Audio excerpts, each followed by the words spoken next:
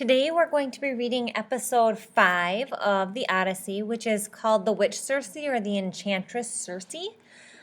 For this, I want you guys to focus specifically on just plot, what's going on, and then at the end we're going to go back and we'll look a little bit at Odysseus's character and what's revealed through what we hear is going on. Again, Odysseus is addressing the king at the court, telling his story of how he got to where he is.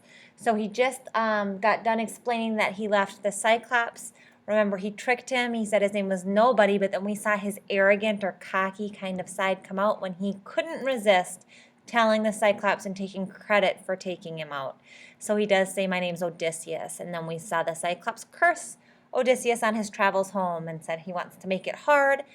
And we'll see what Poseidon does as a response to that.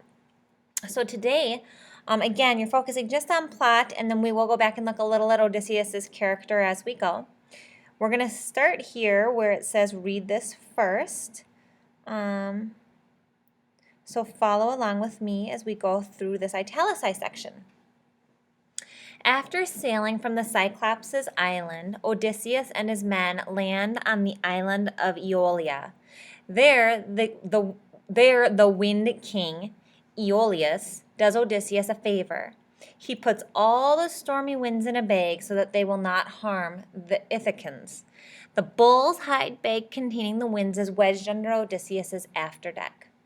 During the voyage, when the curious and suspicious sailors open the bag, thinking it contains treasure, the evil winds roar up into hurricanes that blow the ship back to Aeolia.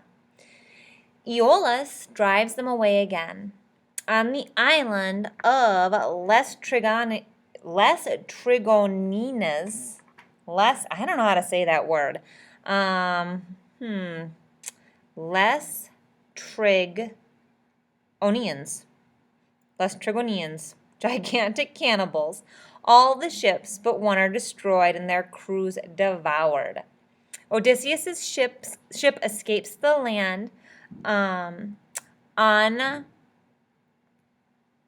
Aea, the home of the enchantress and goddess Circe.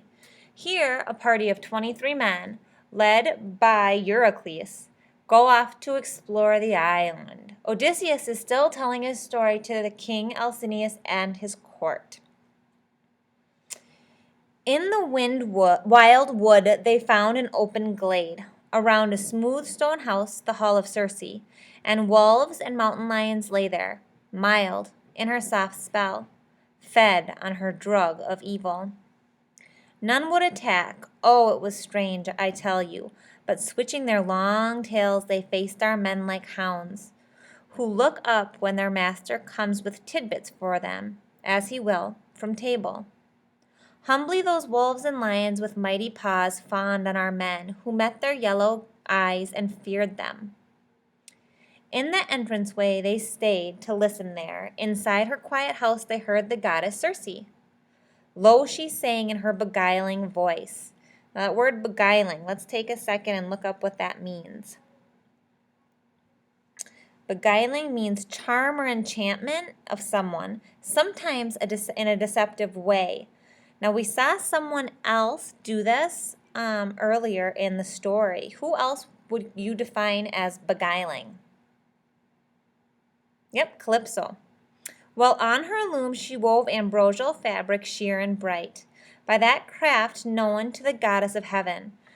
No one would speak until Pylades, most faithful and likable of my officers, said, "Dear friends, no need for stealth," and stealth is just being sneaky as far as your behavior is concerned. Here's a young weaver singing a pretty song to set the air a-tingle on those lawns and paving courts. Goddess she is, or lady, shall we greet her? So reassured, they all cried out together, and she came swiftly to the shining doors to call them in, all but Eurycleus, who feared a snare. The innocents went after her.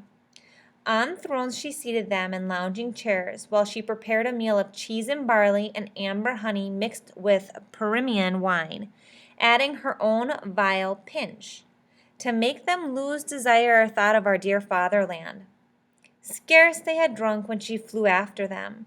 With her long stick she shut them in a pigsty, Bodies, voices, heads, and bristles, all swinish now, though minds were still unchanged.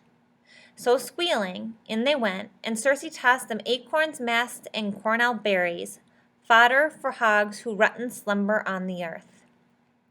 Down to the ship Eurycles came running to cry alarm. Foul magic doomed his men.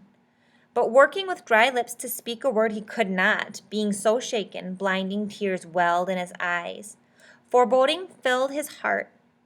When we were frantic questioning him, at last we heard the tale. Our friends were gone. Odysseus leaves the ship and rushes to Circe's hall.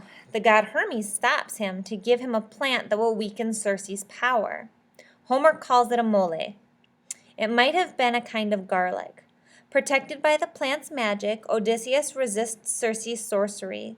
The goddess, realizing she has met her match, frees Odysseus's men. Now Circe, loveliest of all immortals, persuades Odysseus to stay with her. Odysseus shares her meat and wine, and she restores his heart. After many seasons of feasting and other pleasures, Odysseus and his men beg Circe to help them return home. She responds to their pleas with the command that Odysseus alone descend to the land of the dead, the cold homes of death and pale Persephone, queen of the underworld. There, Odysseus must seek the wisdom of the blind prophet Tiresias. All right, I'm sorry about those phone calls. It might happen again, but here we go. I want you guys to focus on indirect characterization through Odysseus' actions.